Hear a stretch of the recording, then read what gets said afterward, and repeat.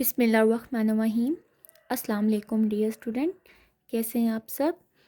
अल्लाह पाक सबको सही ज़िंदगी दे, आमीन। स्टूडेंट, लास्ट लेक्चर में हमने अपना चैप्टर नंबर 1 कंप्लीट कर लिया था और चैप्टर नंबर 1 के कंप्लीट नोट्स मैंने पीडीएफ फॉर्म में आपके साथ शेयर भी किए हैं।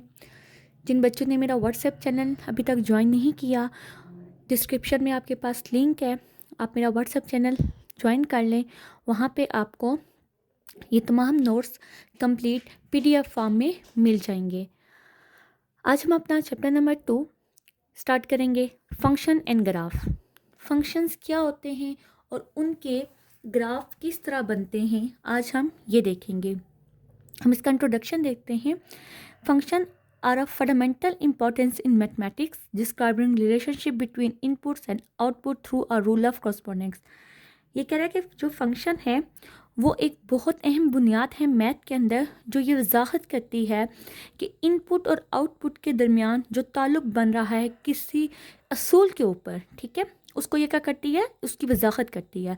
अंडरस्टैंडिंग की concept such as domain, codomain and range is essential for analysing different types of function including one to one, onto and bijective function.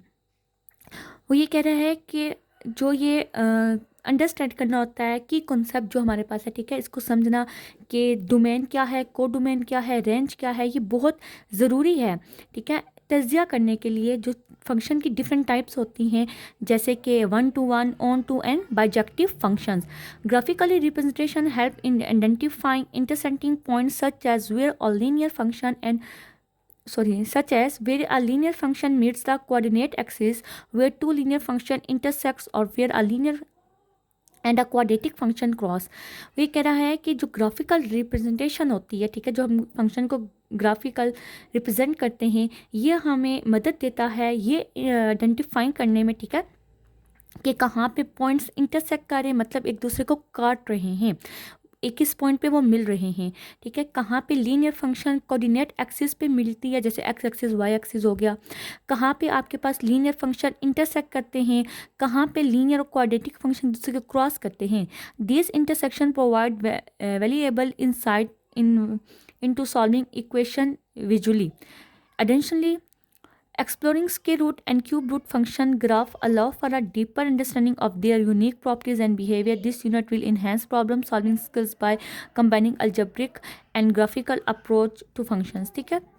इसके अलावा जो स्क्वायर रूट के और क्यूबिक के जो फंक्शंस होते हैं, उनका ग्राफ कैसे बनाया जाता है, उनको हम डीपली अंडरस्टैंड कर सकते हैं।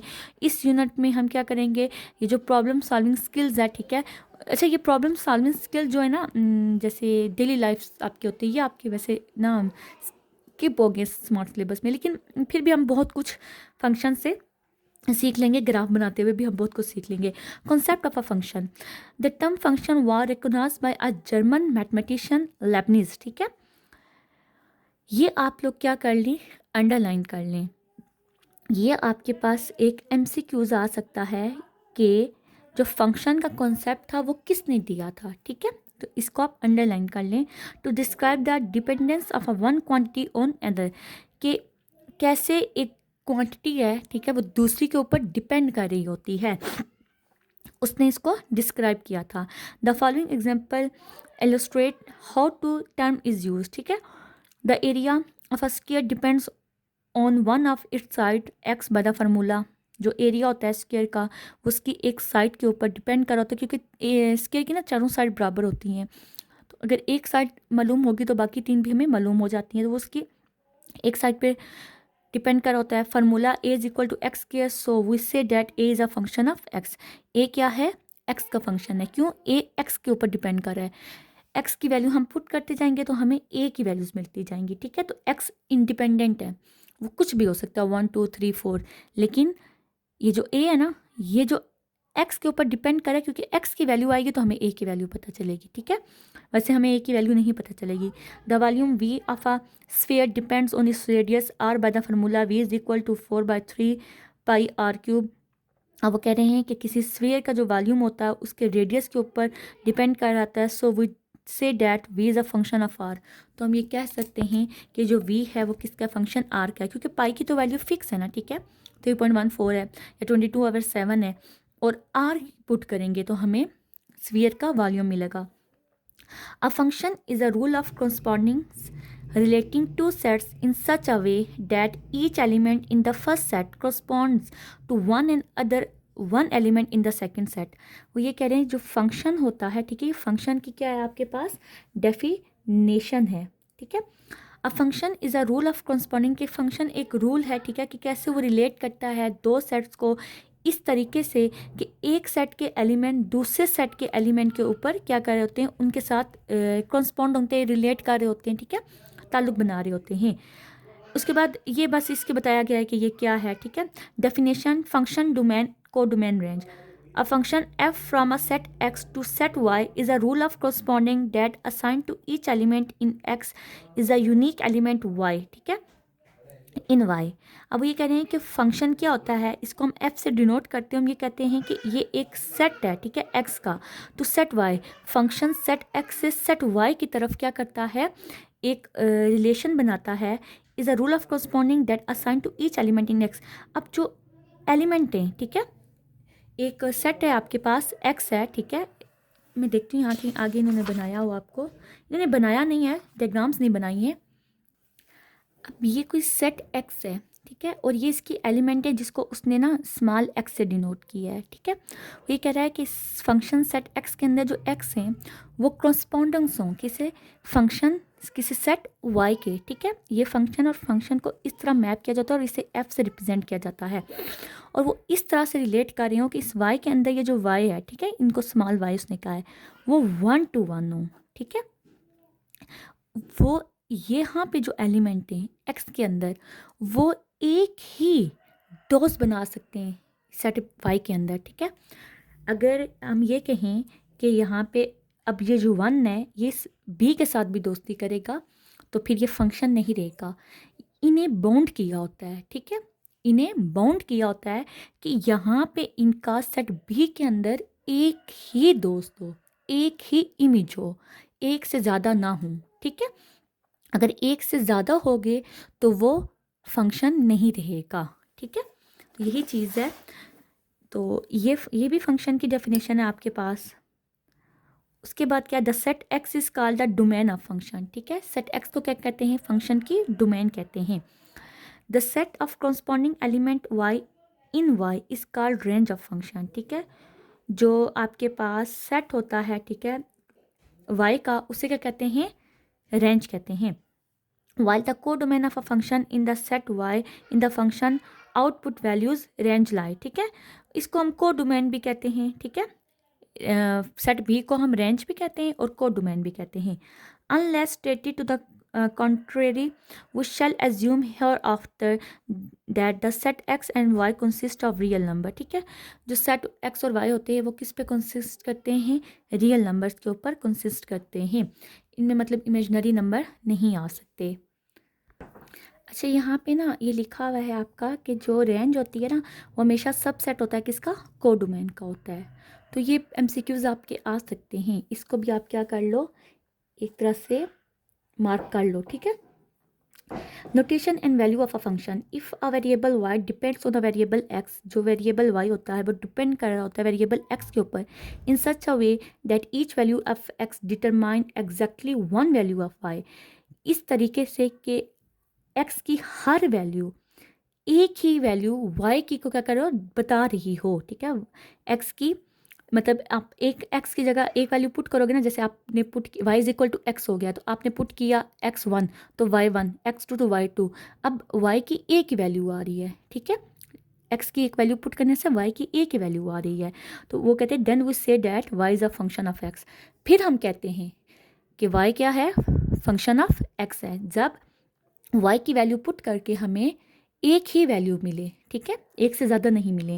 अच्छा, ये स्विस मैथमेटिशियन था Euler, invented a symbolical way to write the statement y as a function of x as y is equal to f of x। अब आपको ये ना MCQs दे सकते हैं कि भाई ये y is equal to f of x किसने इन्वेंट किया था, ठीक है। तो आपको पता होना चाहिए इसका नाम, स्विस मैथमेटिशियन आयलर, ठीक है। वहाँ पे आयलर भी आपको दे सकते हैं, न्यूटन, आयलर और कोई भी 2-3 नाम और दे देंगे, ठीक है। एक नाम देके नॉन ऑफ दिस भी दे सकते हैं। तो आपको ये पता होना चाहिए कि ये किसने इस तरह सबसे पहले फंक्शन को लिखा था। इन्वेंट किसने किया था वो भी आपको याद हो, लिखना किसने सिखाया था ये भी आपको याद हो, ठीक है। ये आपके MCQs आ सकते हैं। उसके बाद इतने नहीं है, ये तो वही है कि एक इंडिपेंडेंट होता है वेरिएबल, एक इंडिपेंडेंट वेरिएबल होता है, ठीक है। अब आगे एग्जांपल है, और एक और चीज़ आपकी इम्पॉर्टेंट है, और ये है वर्टिकल लाइन टेस्ट, ठीक है। कि हम ये भी, जैसे मैंने आपको ये बताया था कि हम मैप करते हैं फंक्शंस को, ठीक है। हम देखते हैं कि जो सेट x है उसका एक ही वेरिएबल सेट y के अंदर होना चाहिए, ठीक है। तो एक और तरीका होता है वर्टिकल लाइन का भी, कि हम क्या करते हैं, वर्टिकल लाइन ड्रा करते हैं। जैसे ये अगले पेज पे आपको बताया हुआ है। तो ये वर्टिकल लाइन टेस्ट क्या होता है, हमारे पास ना फंक्शंस बने हुए हैं, ठीक है। इस तरह ये देखिए, ये कोई अप एंड डाउन है, ये स्ट्रेट लाइन है, सर्कुलर फंक्शन है, ये इस तरह के फंक्शन, ठीक है। तो वर्टिकल लाइन ये होता है कि हम एक लाइन ड्रा करते हैं फंक्शन के ऊपर, वर्टिकल, ठीक है। वर्टिकल किसे कहते हैं, जो बिल्कुल सीधी होती है। अगर तो वो उसको एक पॉइंट पे टच करिए, देखो ये फंक्शन के एक ही बार इसको टच करिए, ये भी फंक्शन को एक बार टच करिए, तो ये फंक्शन होंगे। लेकिन ये देखो, ये फंक्शन को इस पॉइंट पे भी टच करिए, इस पॉइंट पे भी टच करिए, तो ये नॉट अ फंक्शन होगा। इसी तरह अगर इसको देखें, ठीक है, तो ये भी क्या है, फंक्शन को ये इधर भी टच करिए, इधर भी टच करिए, इधर भी टच करिए, तो एक से ज़्यादा पॉइंट पे टच कर रही है, तो फिर ये हमारा नॉट अ फंक्शन होगा, ठीक है। उसके बाद हमारे पास क्या है, टाइप्स ऑफ फंक्शन है। सबसे पहले क्या है, वन वन फंक्शन, जिसे हम इंजेक्टिव फंक्शन भी कहते हैं, ठीक है। इसकी डेफिनेशन है, a function f belongs to y is one if different inputs produce different output, ठीक है। वो कहते हैं फंक्शन है corresponding to x into Y है, ठीक है। क्या कहते हैं, हम उसको वन फंक्शन कहते हैं अगर हम जब डिफरेंट इनपुट दें, ठीक है, और हमें उसकी डिफरेंट आउटपुट मिले। ये मैंने आपको एग्जांपल अभी समझाई थी, ठीक है। जैसे आपके पास हो जाए ना y is equal to x, ठीक है। तो मैं अभी आपको बताती हूँ क्या है, यहाँ पे आपके पास आ जाए y is equal to X, मैं पुट करती हूँ, put x is equal to 1, तो y क्या आ जाएगा 1, 2 पुट करूँगी तो y क्या आ जाएगा 2, 3 पुट करूँगी तो y क्या आ जाएगा 3 आ जाएगा। या ऐसे ले लो function y is equal to 2x, 1 put करूँगी तो 2, 2 पुट किया तो 4, 3 पुट किया तो 6। तो देखिए ये क्या कर रहा है, हर डिफरेंट इनपुट पर डिफरेंट आउटपुट मुझे दे रहा है। मैं डिफरेंट इनपुट दे रही हूँ और डिफरेंट आउटपुट मुझे मिल रही हैं, तो इसे क्या कहते हैं, वन वन फंक्शंस कहते हैं, ठीक है। This means that no two different element of the domain map to the same element of the codomain. मतलब ऐसा नहीं हो सकता कि मैं अगर 2 पुट करूँ तो मुझे ये वैल्यू क्या दे दे, +-2 दे दे, ठीक है, 2 पुट करने के बाद। जब भी मैं इनपुट पुट करूं तो मुझे एक ही वैल्यू मिले, उसे क्या कहते हैं, वन वन फंक्शंस कहते हैं, ठीक है। ये इस वजह से मैं आपको इन डिटेल में बता रही हूँ कि आगे ये चीज़ें आपकी एक्सरसाइज में यूज़ होंगी। उसके बाद क्या है, ऑन टू, जिसे हम सब्जेक्टिव फंक्शन भी कहते हैं, ठीक है। A function f corresponding x to y is called onto or surjective function if every element in the codomain y has at least one pre-image in the domain x. In other words, for every y in y, there exists an x in x such that f of x is equal to y, ठीक है। वो ये कह रहे हैं कि हम क्या करें, फंक्शन को जब करस्पॉन्ड करवाएं तो y की कम अज़ कम, ठीक है, एटलीस्ट वन प्री इमेज उसकी लाजमी तौर पर उनकी, आपकी जो फंक्शन है ना उसमें जो सेट x है उसमें होनी चाहिए। इसको मैं आपको ना ग्राफिकल बना के, ठीक है, इसकी डायग्राम बना के समझाती हूँ। अच्छा, यहाँ पे ना मैंने इसकी ना 2 एग्जांपल्स लिख दी हैं, मैं इनके नाम भी लिख देती हूँ। ऑन टू या सर्जेक्टिव फंक्शन। अब पहले तो हम यहाँ x से देखते हैं ना, तो x से देखें तो ये फंक्शन है, क्यों, क्योंकि x की हर एलिमेंट का एक ही दोस्त है इधर, ठीक है। वो अगर मैं ये बताऊँ इसका इमेज है तो फिर थोड़ा सा आप ना कन्फ्यूज़ हो जाते हो। हमने इसको बाउंड किया था, हमने कहा था कि x का हर एलिमेंट का ना, इसके हर एलिमेंट का एक ही दोस्त इधर होना चाहिए, इसको बाउंड किया हुआ था, इसको नहीं किया था, ठीक है।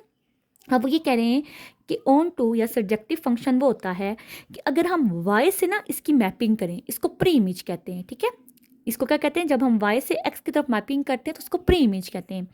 तो वो कह रहे हैं कि वाई से जब हम इसकी प्री इमेज देखें तो हर एलिमेंट की एट लीस्ट एक प्री इमेज लाजमी होनी चाहिए, ठीक है। एट लीस्ट एक प्री इमेज लाजमी होनी चाहिए, एक से ज़्यादा हो जाए तो कोई इशू नहीं है, ठीक है। तो अब ए की भी इमेज है, बी की भी है, सी की भी है, ठीक है। तो इसे हम क्या कहेंगे, ऑन टू फंक्शन कहेंगे। अब सब्जेक्टिव किसे कहते हैं कि इनके अलावा उसमें एक एलिमेंट ऐसा हो जिसकी कोई प्री इमेज ना हो, ठीक है। एट लीस्ट वन एलिमेंट, ठीक है, ऐसा हो जिसकी कोई प्री इमेज ना हो तो उसे सब्जेक्टिव फंक्शन कहते हैं, ठीक है। अब ये ऑन टू फंक्शन भी सही कहते हैं जिसकी किसी की कोई प्री इमेज ना हो। अब मैंने एक और यहाँ पे एग्जाम्पल इसकी लिखी हुई है, देखो 1 की भी एक है, 2 की भी एक है, 3 की भी एक है, ठीक है, 4 की भी एक है। यहाँ से तो 1 1 नहीं है, ठीक है, हर एक की एक इमेज है, तो ये फंक्शन है। अब जब मैं इसको यहाँ से मैप करूँगी ना, ठीक है, y से x की तरफ मैं देखूँगी तो देखो a का एक एलिमेंट है, b का एक एलिमेंट है, c के दो हैं, ठीक है। तो उन्हें क्या था, एट लीस्ट वन होनी चाहिए, ठीक है, कम से कम एक होनी चाहिए। अगर एक से ज़्यादा होगी तो कोई मसला नहीं है। अगर एक से ज़्यादा इमेज हुई तो उसे हम क्या कहेंगे, वो क्या है, ऑन टू फंक्शन है या फिर सरजेक्टिव फंक्शन है, ठीक है। इसके बाद क्या है, bijective function. A function F corresponding x to y is called bijective if it is both 1 to 1 and on to। वो 1 1 भी हो और वो ऑन टू भी हो। तो इसकी ना ये वाली क्या है, मिसाल है, देखो ये 1 1 भी है और ये ऑन टू भी है क्योंकि इसका एक इमेज नहीं है, ठीक है। और इधर से देखो तो ये हर एक की एक एटलीस्ट वन प्री इमेज मौजूद है, ठीक है। तो ये क्या है, इस ऐसे फंक्शन को हम कहते हैं बाइजेक्टिव फंक्शन कहते हैं। उसके बाद आपके पास आता है piecewise function. Piecewise function किसे कहते हैं, a piecewise function is a function that is defined by different expression और पीसेस, ठीक है। इसको ना मतलब फंक्शन को ना पीस क्या कहते हैं, हिस्से करना। तो फंक्शन को हिस्सों में ना डिवाइड किया जाता है। जैसे ये for example F of x, अब जब x जो है वो लेस देन ज़ीरो होगा तो हमने ये वाला फंक्शन यूज़ करना है, और जब x greater than equal to zero होगा तो फिर हमने ये वाला फंक्शन यूज़ करना है। तो ऐसे फंक्शन जिसको दो हिस्सों में डिवाइड कर दिया जाए और उसको बॉन्ड कर दिया जाए कि भाई इसके लिए आप ये यूज़ करोगे, इसके लिए आप ये यूज़ करोगे, उसे क्या कहते हैं, पीस वाइज फंक्शन कहते हैं, ठीक है। अब हम चलते हैं अपने एक्सरसाइज 2.1 की तरफ और उसके क्वेश्चन हम सॉल्व करना शुरू करते हैं। हमारे पास chapter number 2 exercise 2.1 question number 1 है, given that a is equal to F of X X square minus 1 find. अच्छा, मैं ना आपको ये बुक से पहले क्वेश्चन बताती हूँ कि बुक में क्वेश्चन कैसे हैं। बुक में क्वेश्चन ऐसे हैं कि हमें दो फंक्शंस दिए गए हैं, एक फंक्शन a दिया गया है, एक फंक्शन b दिया गया है। वो ये कह रहे हैं कि इस फंक्शन की आप ना आगे वैल्यूज़ दी गई हैं, ठीक है। जैसे ये x है ना यहाँ पे, तो यहाँ पे x की जगह ना नंबर्स यूज़ हुए हैं, ठीक है। तो इन फंक्शंस के ऊपर इन वैल्यूज़ का इस्तेमाल करते हुए इस फंक्शन की क्या करें, वैल्यू फाइंड करें, ठीक है। इन वैल्यूज़ के ऊपर इस फंक्शन की वैल्यू फाइंड करनी है।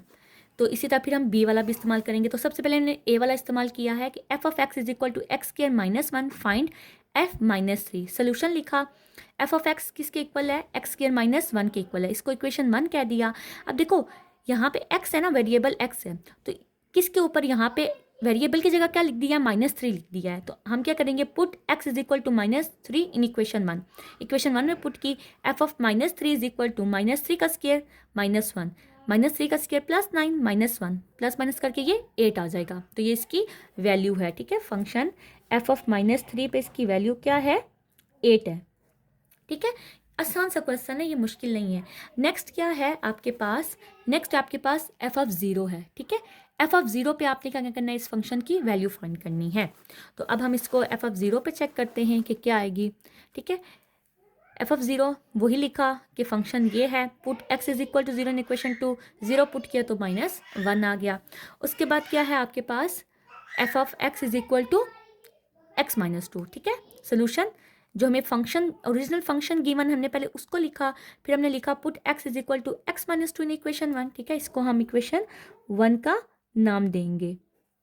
तो फिर क्या किया, जहाँ जहाँ x है वहाँ वहाँ x माइनस 2 पुट कर दिया, x माइनस 2 पुट किया तो हमारे पास क्या आया है, F of x is equal to X minus 2 is equal to X minus 2 का स्केयर -1, स्केयर का फार्मूला ओपन कर दिया, एक्स स्केयर माइनस 4x इसी तरह आ गया, +4 -1 +3 आ गया है। ठीक है, नेक्स्ट क्वेश्चन क्या है हमारे पास, नेक्स्ट क्वेश्चन हमारे पास एफ एक्स स्केयर +3 है। ठीक है, तो सोल्यूशन हमने फंक्शन लिखा, फंक्शन क्या था, एक्स स्केयर -1 था।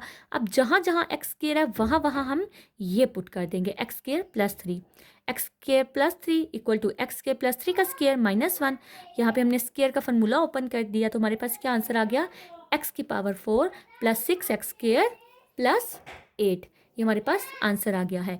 जस्ट आपने क्या करना है, जो ओरिजिनल फंक्शन है ना आपका, ठीक है, उसकी जगह जो फंक्शन आपको पार्ट में जो वैल्यू दी गई है आपने वो फाइंड करनी है। ठीक है, अब हम चलते हैं अपने नेक्स्ट क्वेश्चन की जानिब, नेक्स्ट पार्ट की जानिब। ये पार्ट ए था ना, अब हम पार्ट बी सॉल्व करेंगे। अब देखिए पार्ट बी में हमें क्या दिया मैंने, F of x is equal to square root of 2x + 3। ठीक है, तो हमने क्या किया, वैल्यूज पुट की, पहले एफ ऑफ -3 था तो जहाँ जहाँ x है वहाँ वहाँ -3 पुट करना है, -3 पुट किया तो ये मल्टीप्लाई होके हमारे पास क्या आ गया, -3 आ गया। ठीक है, उसके बाद फिर क्या करना है, इस फंक्शन में हमने x की जगह 0 पुट करना है, 0 पुट किया, हमारे पास स्क्वायर रूट 3 आंसर आ गया है। ठीक है, तो हमारे पास स्क्वायर रूट 3 आंसर आ गया। उसके बाद क्या है, x -2 है तो ओरिजिनल फंक्शन में हमने क्या पुट करना है, x की जगह x -2 पुट करना है। तो एफ ऑफ एक्स हमारे पास ये है, put x is equal to X -2 in equation 1, x -2 इसकी जगह 2 और इस x की जगह x -2 + 3 मल्टीप्लाई किया हमने। ठीक है, तो हमारे पास सिंप्लीफाई करके आंसर क्या आया है, सिंप्लीफाई करके हमारे पास आंसर आया F of x is equal to square root of 2x -1। ठीक है, आसान क्वेश्चन से जस्ट हमने वैल्यूज पुट करनी है एक्स की, इस वजह से मैं इन डिटेल नहीं आपको समझा रही हूँ, इतना तो आप कर लोगे माशाल्लाह, आप अच्छे बच्चे हो। फिर आपके पास क्या है, एक्स स्क्वायर +3 है। अब ओरिजिनल फंक्शन में आप क्या पुट करोगे, एक्स स्क्वायर +3। ठीक है, F of x is equal to square root of 2x + 3 equation 1, put x is equal to X square +3 in equation 1, X की जगह क्या लिखा, एक्स स्क्वायर +3, यहाँ पे भी स्क्वायर रूट लिखा 2, इसी तरह एक्स की जगह क्या लिखा, एक्स स्क्वायर +3 और +3 इसी तरह आ गया, मल्टीप्लाई किया 2x स्क्वायर +6 + 3, अब ये तो इसी तरह आ जाएगा, दोनों प्लस होके 9 आंसर आ गया है। बस समझ आ गई। ठीक है, यहाँ क्वेश्चन नंबर 1 मुकम्मल होता है। अब हम चलते अपने क्वेश्चन नंबर 2 की जानिब।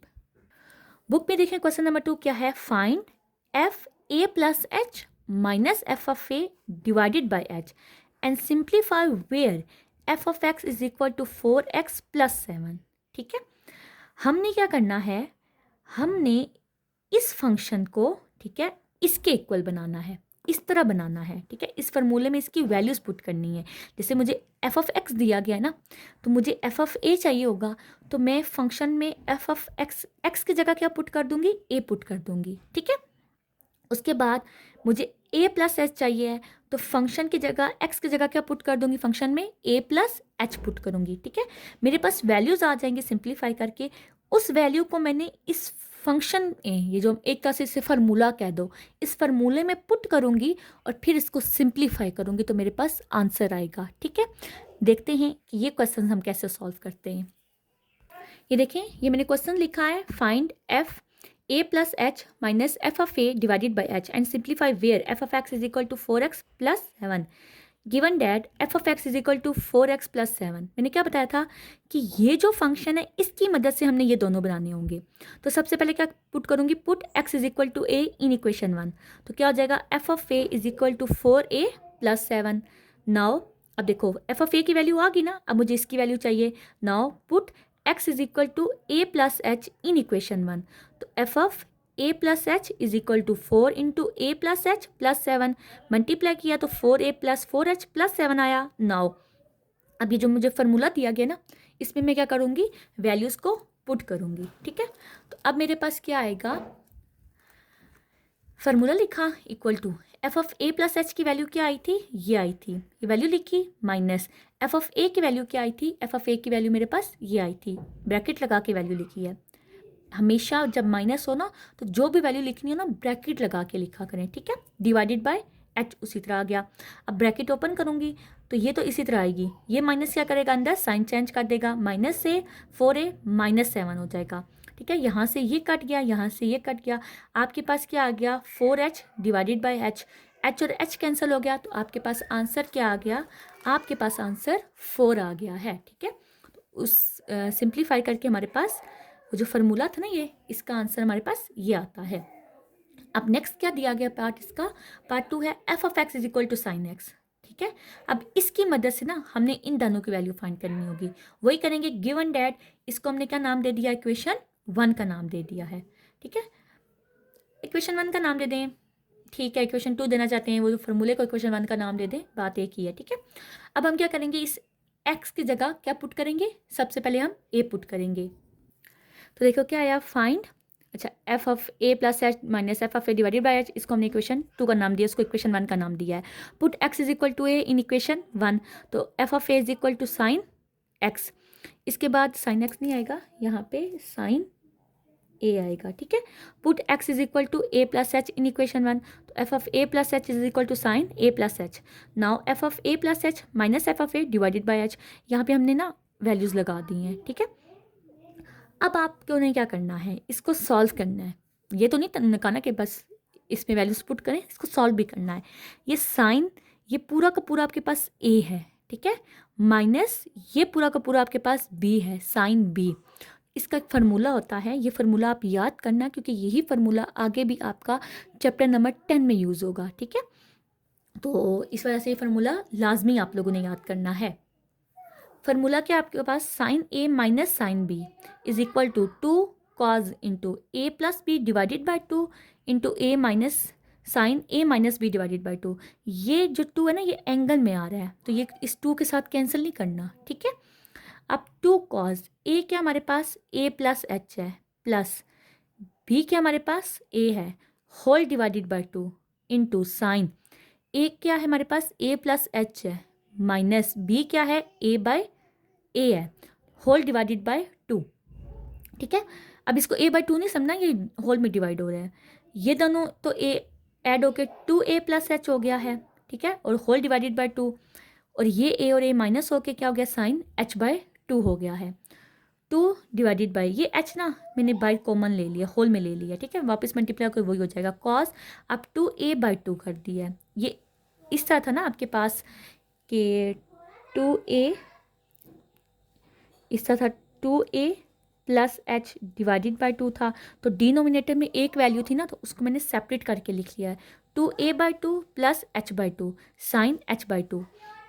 अब ये 2 और 2 कैंसिल हो जाएंगे, 2 by H cause a plus h by 2 और साइन h बाई 2, यही इसका आंसर है।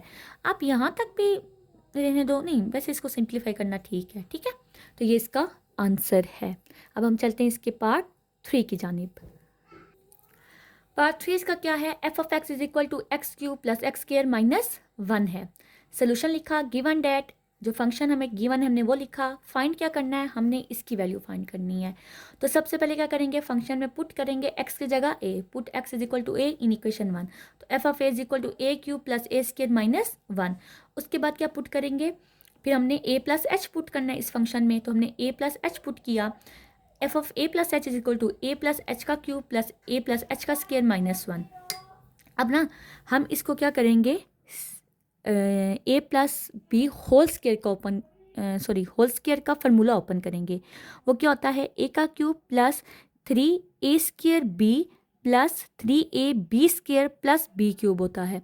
अब ए तो यहाँ पे ए है, बी क्या है, एच है, तो जहाँ जहाँ बी आएगा फार्मूले में वहाँ वहाँ हमने एच लगा दिया है। ठीक है, उसके बाद इसका फार्मूला ओपन करेंगे, ए का square plus 2ab plus b का स्क्वायर, और फिर ये -1 एज इट इज़ आ गया है। तो ये हमारे पास किसकी वैल्यू आई है, ये हमारे पास F of A plus H की वैल्यू आई है। ठीक है, कुछ और सिंप्लीफाई नहीं होता, प्लस माइनस कुछ नहीं होता, तो हमने इसको वैल्यू ले ली।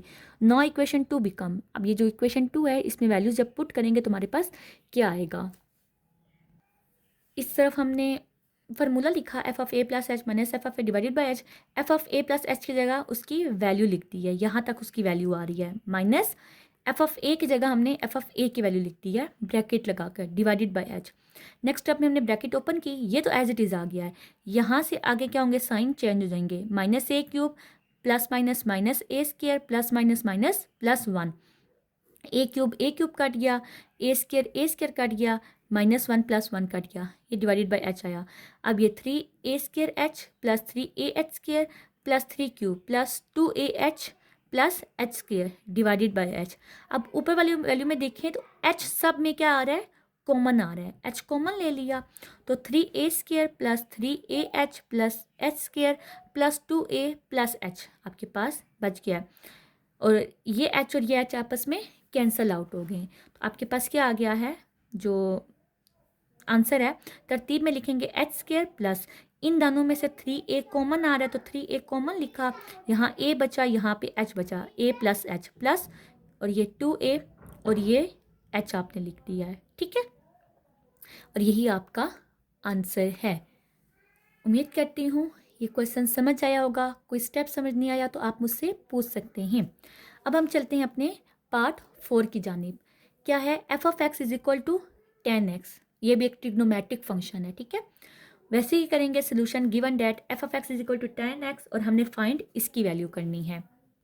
एक को हमने इक्वेशन 1 कह दिया, एक को हमने इक्वेशन 2 कह दिया। ये मैं ना दरमियान में वो क्या कहते हैं, प्रेजेंटेशन बनाने के लिए, खूबसूरती के लिए ना बस वो करती रहती हूँ कुछ ना कुछ, ठीक है। तो आपको जैसे आसानी लगती है आप वैसे कर लेना। अब वही स्टेप दोहराएंगे, put x = a in equation 1 तो f(a) क्या हो जाएगा, 10a हो जाएगा। फिर put x = a + h in equation 1, फिर ये क्या हो जाएगा, f(a + h) = f(10 × a + h। फिर now equation 2 become, value put कर दी। अब देखो यहाँ पे 10a - 10b बन रहा है, ठीक है। ये इसका पूरा a होगा और ये b होगा। अब हम इसका फार्मूला लगाएंगे, ये भी फार्मूला आपका आगे यूज़ होगा चैप्टर नंबर 10 में, तो ये फार्मूले ना याद रखने हैं। As we know that 10a - 10b = sin a - b divided by cos a into cos b। तो साइन a की जगह क्या लिखा, a + h, माइनस b की जगह क्या लिखा, a लिखा, डिवाइडेड बाय कॉस a की जगह क्या लिखा, a + h और b की जगह क्या लिखा, cos a into h, ठीक है। अब ये जो h है ना, ये फार्मूले वाला है, ठीक है। तो अब हम इसको कैसे लिख देंगे, ये a और एक कैंसिल हो गया, साइन h डिवाइडेड बाय ये क्या आ जाएगा आपके पास, h शुरू में आ गया और cos a + h और cos a ही आ जाएगा। यही इसका क्या है, आंसर है। यहाँ पे आपका क्वेश्चन नंबर 2 क्या होता है, एंड हो जाता है। अब हम चलते हैं अपने क्वेश्चन नंबर 3 की जानिब। क्वेश्चन नंबर 3 क्या है, express the following, the area a of a square as a function of its parameter p. कि जो एरिया ए है, किसी स्क्वायर का जो एरिया होता है उसको किसका फंक्शन बनाएं, उसके पैरामीटर का, ठीक है। क्योंकि ज़ाहिर बात है, अब एक खुला मैदान है, ठीक है, आपने कहा कि मैंने यहाँ पे ना ये जगह लेनी है, ठीक है।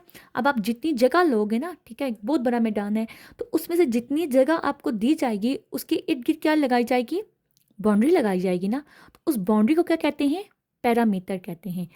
अब आपने कितना एरिया लिया है, ठीक है, वो किसके ऊपर डिपेंड करेगा, उस बाउंड्री वाल के ऊपर डिपेंड करेगा, ठीक है, उस पैरामीटर के ऊपर क्या करेगा, डिपेंड करेगा। तो यही कह रहे हैं कि आपने जो स्क्वायर का एरिया है उसको फंक्शन बनाना है, किसका, पैरामीटर का, कि वो पैरामीटर के ऊपर डिपेंड कर रहा है।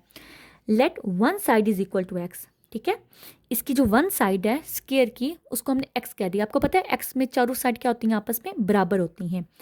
Parameter p = 4x। अब देखो अगर ये x है, ये भी x होगी, ये भी x होगी, ये भी x होगी, तो टोटल मिला के कितनी हो जाएंगी, 4x हो जाएंगी। Now we find one side. अब हम क्या करेंगे, एक साइड को फाइंड करेंगे। तो यहाँ पे क्या है, 4 मल्टीप्लाई हो रहा है, इधर आके डिवाइड हो जाएगा, p/4 = x हो जाएगा, ठीक है। Now area is equal to x × x, ठीक है। एरिया का क्या फार्मूला होता है कि आप x को x के साथ मल्टीप्लाई करें तो आपके पास एरिया आ जाता है। Area is equal to x², area is equal to p/4 का स्क्वायर। x की जगह क्या लिख दिया हमने, p/4 लिख दिया, तो area is equal to p² divided by 16। अब हम यहाँ पे p की वैल्यू पुट करेंगे तो हमें एरिया की वैल्यू मिलेगी, ठीक है। तो एरिया क्या हो गया है, फंक्शन ऑफ पैरामीटर हो गया है। बात समझ आ गई है, ठीक है। अब हम इसका करते हैं part b solve. Part b में क्या कह रहे हैं, the circumference of a circle, कि जो सर्कल का ये सर्कमफेरेंस होता है, सर्कमफेरेंस भी ना बाउंड्री को कहते हैं, सर्कल की बाउंड्री को कहते हैं, as a function of its area a. Circumference को हमने क्या करना है, उसके एरिया ए का क्या बनाना है, सर्कल के एरिया का फंक्शन बनाना है, सर्कमफेरेंस को, ठीक है। Let r is the radius, r क्या है, रेडियस है। रेडियस किसे कहते हैं कि जहाँ से आप सर्कल के किसी भी पॉइंट की तरफ जाएं तो आप इक्वल ना फासला तय करें, ठीक है। Let r is a radius, area of a circle का फॉर्मूला क्या होता है, पाई आर होता है, ठीक है। सर्कमफेरेंस ऑफ अ सर्कल क्या होता है, 2 पाई आर स्क्वायर होता है। ये इक्वेशन 1 होगी, ये इक्वेशन 2 होगी। फ्रॉम इक्वेशन वन से हमने क्या कहा कि A is equal to pi R. अब यहाँ से हम क्या करते हैं, आर की वैल्यू निकालते हैं, ठीक है, क्योंकि यहाँ सर्कमफेरेंस में हमें इस आर की वैल्यू चाहिए होती है। तो एरिया से हमने क्या किया, आर की वैल्यू निकाल ली, पाई द मल्टीप्लायर उधर जाके डिवाइड हो जाएगा। पुट इन इक्वेशन 2, इस इक्वेशन 2 में पुट करेंगे तो C is equal to 2 pi into A by pi whole square आ गया। अब स्केयर दोनों के ऊपर आएगा तो आपके पास क्या आ जाएगा, सी इज इक्वल टू 2 पाई ए का स्केयर डिवाइडेड बाय पाई। अब एक पाई और पाई कट हो गए तो सी क्या आ गया, C is equal to 2 into A square divided by pi. तो अब ये क्या है, इस एरिया के ऊपर इसका सर्कमफेरेंस क्या कर रहा है, डिपेंड कर रहा है, ठीक है। तो यही हमसे क्वेश्चन में पूछा गया था। अब हम चलते हैं इसके नेक्स्ट पार्ट सी की जानिब। The surface area s of a cube as a function of its volume, ठीक है, कि जो सरफेस एरिया होता है क्यूब का, उसको क्या करें, उसके वॉल्यूम का फंक्शन बनाएं, ठीक है। The surface area s of a cube as a function of its value, के सरफेस एरिया को उसके वॉल्यूम का क्या बनाएं, फंक्शन बनाएं। Let x be the side of a cube, ठीक है।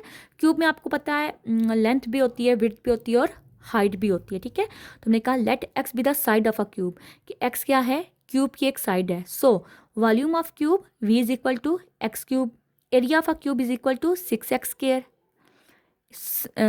Surface area is equal to 6x square. अब एरिया ऑफ अ क्यूब लिखो या सरफेस एरिया लिखें, ठीक है, एक ही बात है। 6x स्क्वायर ये हमारे पास इक्वेशन 1 है, ये हमारे पास इक्वेशन 2 है। फ्रॉम इक्वेशन 1 से हम क्या कर रहे हैं कि v is equal to x cube है ना, तो हमें x की वैल्यू चाहिए। तो x को इसकी पावर खत्म करने के लिए हमने क्या किया, दोनों तरफ क्यूब रूट ले लिया। तो v ओवर 1 की पावर 3, जैसे स्क्वायर को खत्म करने के लिए हम स्क्वायर रूट लेते हैं, वैसे ही क्यूब को खत्म करने के लिए हमने रूट ले लिया। v की power 1/3 equal to x, put in equation 1, इसको इक्वेशन 1 में पुट किया तो हमारे पास क्या आ गया है, s a surface area equal to 6 into v 1/3 का होल स्क्वायर आ गया। अब इन दोनों को मल्टीप्लाई करवा दें तो ये क्या आ जाएगा, 6v 2/3। सरफेस एरिया किसके ऊपर डिपेंड कर रहा है, इस वॉल्यूम पे डिपेंड कर रहा है, और यही हमसे पूछा गया था। ठीक है, वीडियो काफ़ी लंबी हो रही है तो यहाँ पे हम अपनी वीडियो को एंड करते हैं। नेक्स्ट क्वेश्चन हम अपनी नेक्स्ट वीडियो में करेंगे। बच्चों अच्छे से प्रैक्टिस करें, अब आपके पेपर्स भी बहुत करीब हैं।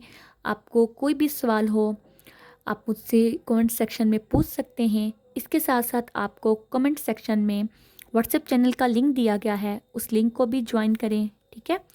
और अपना बहुत सारा ख्याल रखिए, मिलते हैं नेक्स्ट वीडियो में। अल्लाह हाफिज़।